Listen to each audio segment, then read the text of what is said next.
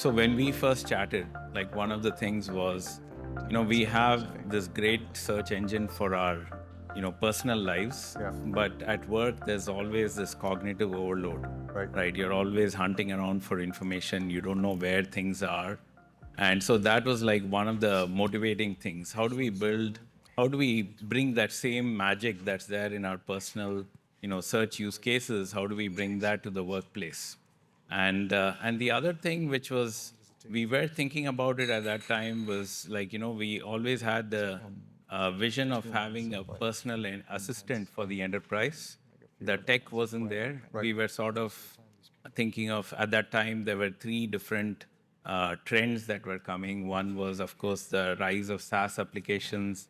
The second was also the rise of like models like BERT and so on, which was going to elevate from the conventional information retrieval, Yep. right? And then just the thing around like the hybrid work, right? Work from home Sure. was already taking off at that time. So we saw That was those three pre-COVID. pre-COVID, Yeah. 2019, Yeah. and so we saw those three trends, and we thought, this is a good time to start building a nice product in the space. I'm curious as to which decisions you've made at the inception that sort of like paid off in terms of the kind of like the trajectory of the company and the product. I think like one of the big decisions we made at the start, which was quite hard, was the fact of like to really build a magical search experience, you have to deeply understand the enterprise, right? So you have to actually go and understand all the pieces of knowledge, all the semantics as well as the governance around them, what people are doing, the structure of the enterprise, how people interact with each other, and use that to provide highly relevant search and information retrieval. And so that was a hard problem. The easy shortcut could have been, there were lots of companies doing, sort of like calling the API and getting the results when the user asked a question, and that just didn't have the like the Google-like experience which we wanted to do. So that was one hard thing that we took that's paid off significantly. Other thing that we did, which was we invested a lot in the enterprise use case around like enterprise readiness. That was something we built from the beginning. Because one thing we really... What does that mean to you? One thing, so in order to actually provide very useful search, you have to, understand and index all the knowledge that's there in the enterprise, and which obviously, that's sort of like the crown jewels, right? So you cannot really be, you have to be very tight with security, Sure. with understanding, enterprise policies Permissioning, and yeah. so on. And so that was not something like, as a startup, you typically don't invest in these kinds of things up front, but we had to do that work just to be successful. When you look at sort of like the enterprise as a whole, and you think about your product roadmap, in terms of infusing AI, I mean, how do you think about sort of like which processes, which activities sort of like lend themselves well to infusing AI versus things that are maybe, I don't know, call it more deterministic, or things that sort of like don't necessarily kind of like inspire the use of AI as much? Yeah, so when it comes to product roadmap, one of the things we actually do is we understand a lot of how users are using our product. So our product is a pretty horizontal product. Yeah. So different personas use, and then based on that, we then look into our stickiest, cohorts, and what are they trying to do. Yeah. And see how we could actually up-level that experience using. Can you give an AI. example maybe? Like an example is, people in support teams. Yeah. They were using Glean, several times a day. And part of it was, to try troubleshoot, tickets, as well as like get back to the customer with a good response. These were all things they were doing, and the workflow itself was quite, kludgy, right? So then we built the support assist sort of feature where it made it much more frictionless, and where we could employ things like deep reasoning and so Sure. on, async. And so when they open the ticket, they actually have a nice suggested resolution, Yeah. suggested So these are response. more repeatable, scalable processes that could be automated and where efficiencies could be gained because Yes. of the infusion of AI. Right. And Yeah. there where it typically, it's let's say to build a good response, you have to check multiple different sources of information Sure. and stitch them together and understand them. So that's sort of one of our. So we look for things like that because that's where we can bring a lot extra value. One of the things that we, as an investor, when we look at various companies, and we talk to a lot of companies in the domain, of course, the question of competitive moat comes to mind now more than ever. Yeah. For two primary reasons. One is the barriers of entries are lower in terms of coming up with a working solution, and the other one is how good the foundational labs, have been kind of like coming up and potentially kind of like doing much of the work generically. How are you thinking about that competitive moat and positioning in terms of the product roadmap and how you plan to differentiate the company going forward? Yeah. So I think the way. So in general, like we think of what is our vision, right? Our vision is how to build the deepest understanding of how users work in the enterprise, right? Which is not just about searching on information, but what are the tasks they have to do, how do they interact with each other, Right. what are their goals, right? And use that on top of that, build assistants which are like coaches and experts, for you, right?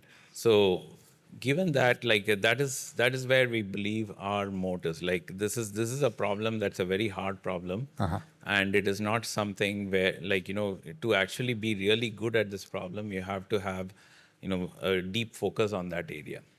And so that's one of the ways of, I guess, when we think of competition, there are two things that come to mind, like how do we continuously how do we solve the really hard problems in order to build the deepest understanding of how work gets done in enterprises.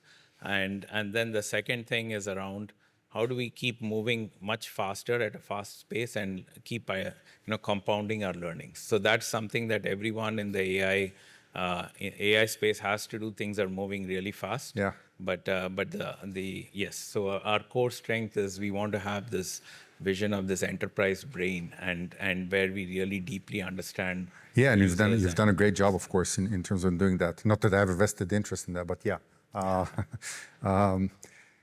When you think about building teams and managing teams now in this day and age, first question I have is in terms of team design. Do you have like a central kind of like unit that is sort of like has the AI experts and they help everyone else, or do you diffuse it and sort of like plant folks who are AI experts organically into the teams? Yeah. So I think like what we with the LLMs and application layer is sort of democratized, right? Yeah. So we believe that any strong engineer who has product sense can reason about data. Like they don't have to be an AI expert; they can build very compelling AI features. So we want our entire team to be building, building AI features, measuring their quality, keeping on improving them. But we do have a central team of like AI experts, and their goal is to build quality as a platform, and they provide the primitives, things like eval infrastructure, things like recommendations engine, Yep. like prompt tuning, all of those services they provide to the application teams. And then the application teams are able to build products and features based on that. We also have the notion of war rooms. So when we, at any given time, we have like, 5 or more war rooms that go on, where we get together people from different parts of the stack, and they have a goal of shipping and a feature end to end within a short amount of time. There's a high degree of coordination and daily stand-ups and so on. And so that's one way by which AI experts as well as product engineers and Yeah. infrastructure engineers, they all collaborate very tightly. When you think about the end user, at what point in terms of the UX and the experience that I have with the application, with the solution, do I need to be aware that I'm interfacing with AI versus it's somewhat of a sort of like I wouldn't call it black box, but it's something that is more invisible to the user. Are you thinking about UX in terms of how do I introduce AI to the user? Yeah, I think it comes down to what is the like impact of the user taking action on that information Right. that is presented by AI, right? Let's say you ask for a deep research on a particular stock, right, and on a particular company, and then you take action by purchasing that stock. That's like a very high, high risk scenario for AI to get something wrong. Right. And so for those cases, like it's really important to show that it was generated by AI, to show the working that AI did, like being able to go and ground the response in citations, Yes. allow the user to steer the AI in different directions.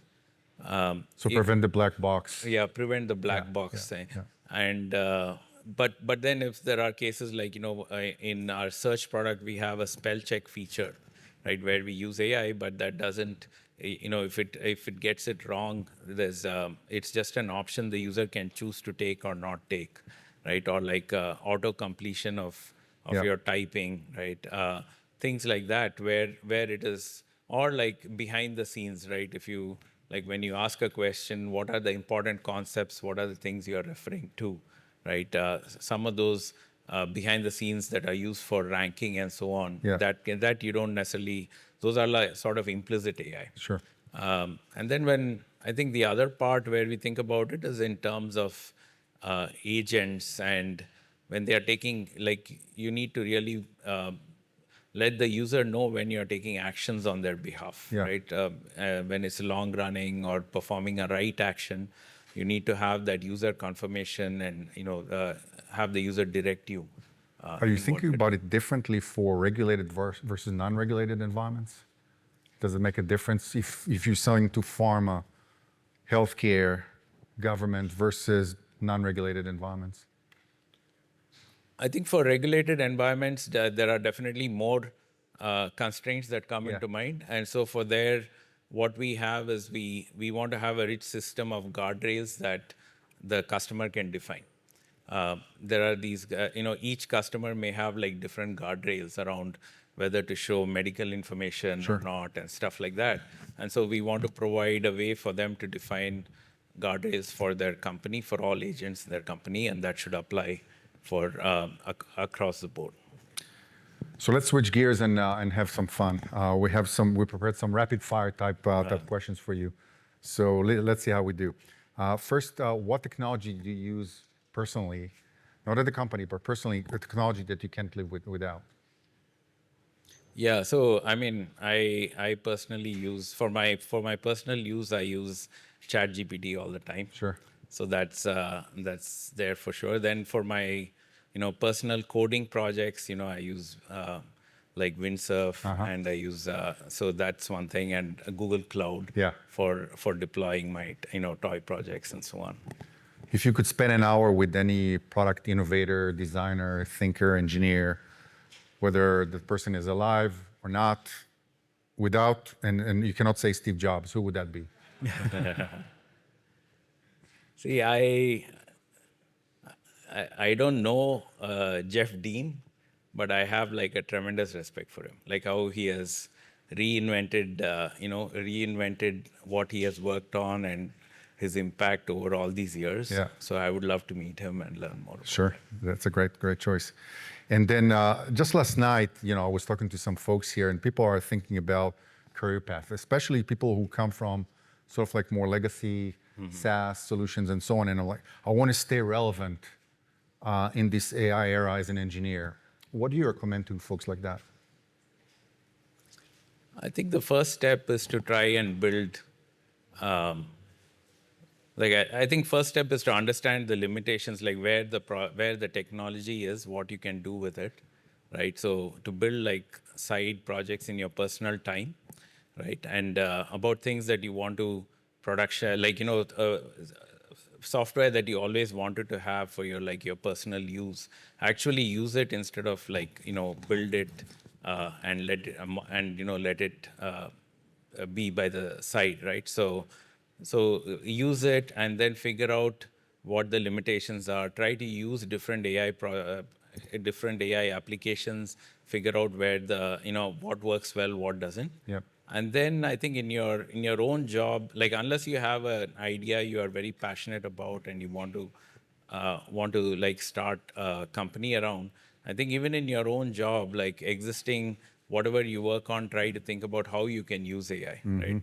Like of course for software engineers there's a lot of relevance, but then even for all other jobs, like the AI can really up level how you work, right? Get rid of the tedium that's there, and so figure out how you can actually do that, right? It's a great advice. With that, I appreciate your time. Thanks for coming and spending it with us, and have a great day. Great, thanks a lot. My pleasure. Thank you.